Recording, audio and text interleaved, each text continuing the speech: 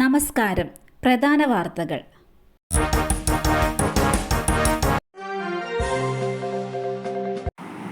കായലൂട്ടെ ആൾക്കൂട്ട അതിക്രമം 2 പ്രതികളുടെ അറസ്റ്റ് ഇന്ന് രേഖപ്പെടുത്തും.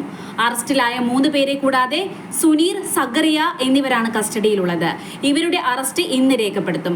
ആത്മഹത്യ ചെയ്ത റസീനയുടെ സുഹൃത്തിനെതിരെ കുടുംബം നൽകിയ പരാതിയിൽ പോലീസ് കേസെടുത്തിട്ടില്ല. യുവതിയുടെ ആൺ സുഹൃത്ത് ഇന്നലെ പിണറായി പോലീസ് സ്റ്റേഷനിൽ ഹാജരായി മൊഴി നൽകിയിരുന്നു. ഇയാളുടെ മൊഴിയുടെ അടിസ്ഥാനത്തിലാണ് 5 പേർക്കെതിരെ പോലീസ് കേസെടുത്തിരിക്കുന്നത്. യുവതിയുമായി കാറിൽ സംസാരിച്ചിരിക്കവേ പിടിച്ചിറക്കി മർദ്ദിച്ചെന്നും മൊബൈൽ ഫോണുകൾ ബലമായി കൈക്കലാക്കിയെന്നും യുവാവ് പോലീസിന് മൊഴി നൽകിയിരുന്നു. വൻ അഗ്നിബാധ, സ്ഥാപനവും 3 കാറുകളും കത്തിനശിച്ചു. തിരുവല്ല പെരുന്തുരുത്തിയിലാണ് സംഭവം. കാർത്തിക കാർ വാഷിംഗ് സെന്ററിൽ ആണ് അഗ്നിബാധ ഉണ്ടായത്. സ്ഥാപനവും 3 കാറുകളും കത്തി നശിച്ചിട്ടുണ്ട്. തിരുവല്ല, ചങ്ങനാശ്ശേരി എന്നിവിടങ്ങളിൽ നിന്ന് എത്തിയ 3 അഗ്നിശമന സേനാ യൂണിറ്റുകൾ ചേർന്നാണ് തീ നിയന്ത്രണ വിധേയമാക്കിയത്.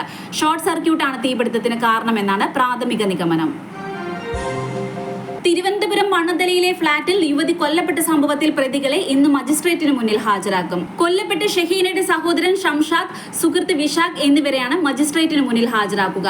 മെഡിക്കൽ കോളേജ് ആശുപത്രി മോർച്ചറിയിൽ സൂക്ഷിച്ചിരുന്ന ഷഹീനയുടെ മൃതദേഹം പോസ്റ്റ്മോർട്ടത്തിന് ശേഷം ബന്ധുക്കൾക്ക് വിട്ടു നൽകും. ഇന്നലെ വൈകിട്ട് 5:30ഓടെയാണ് മണ്ണന്തലയിൽ വാടകയ്ക്കെടുത്ത ഫ്ളാറ്റിൽ ഷഹീനയെ കൊല്ലപ്പെട്ട നിലയിൽ കണ്ടെത്തിയത്. ഫ്ളാറ്റിൽ വെച്ച് തന്നെയാണ് പ്രതികളെ മണ്ണന്തല പോലീസ് കസ്റ്റഡിയിലെടുത്തത്. ഷഹീനയെ സഹോദരൻ ഷംഷാദ് മർദ്ദിച്ചിരുന്നതായി വിശാഖ് പോലീസിന് മൊഴി നൽകിയതായാണ് സൂചന. മൃതദേഹത്തിൽ മർദ്ദനമേറ്റതിന്റെ പാടുകളുണ്ട്. ഫോറൻസിക് പരിശോധന ഉൾപ്പെടെ നടത്തി വിശദമായ അന്വേഷണത്തിലേക്ക് കടക്കാനാണ് പോലീസിന്റെ നീക്കം. കോട്ടയം ചങ്ങനാശ്ശേരി വാഴപ്പള്ളിയിൽ 8ഓളം പേരെ കടിച്ച തെരുവ് നായ്ക്ക് പേ വിഷബാധ സ്ഥിരീകരിച്ചു. തിരുവല്ലയിൽ നടത്തിയ പരിശോധനയിലാണ് പേ വിഷബാധ സ്ഥിരീകരിച്ചത്.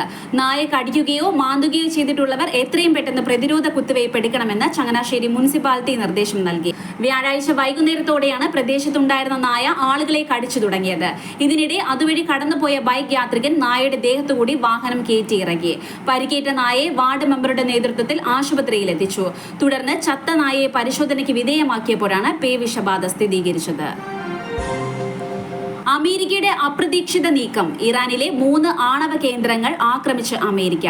ഇറാൻ ഇസ്രയേൽ ആക്രമണം തുടങ്ങി 10ാം ദിവസമാണ് അമേരിക്കൻ പ്രസിഡന്റ് ഡൊണാൾഡ് ട്രംപിന്റെ അപ്രതീക്ഷിത നീക്കം. ഇറാനിലെ 3 ആണവ കേന്ദ്രങ്ങളിലാണ് അമേരിക്ക ആക്രമണം നടത്തിയത്. ഫോർദോ, നദാൻസ്, ഇസ്ഹാൻ കേന്ദ്രങ്ങളാണ് ലക്ഷ്യമിട്ടത്. ആക്രമണം പൂർത്തിയാക്കി യുദ്ധവിമാനങ്ങൾ മടങ്ങിയെന്ന് US പ്രസിഡന്റ് ഡൊണാൾഡ് ട്രംപ് പറഞ്ഞു. ഇക്കാര്യങ്ങൾ രാജ്യത്തോട് ഇന്ന് വിശദീകരിക്കുമെന്ന് ട്രംപ് പറഞ്ഞു.